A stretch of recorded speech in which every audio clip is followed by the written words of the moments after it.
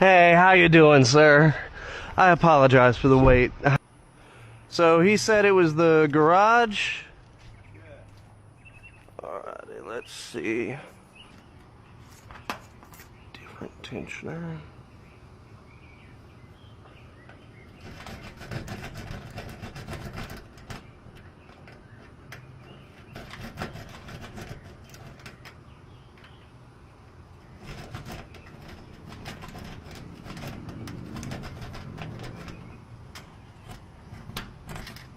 Okay, there we go.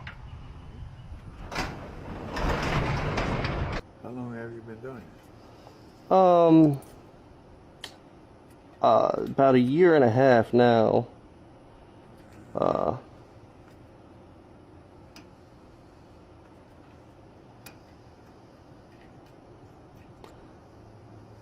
I've been doing it as a hobby for a little longer than that, but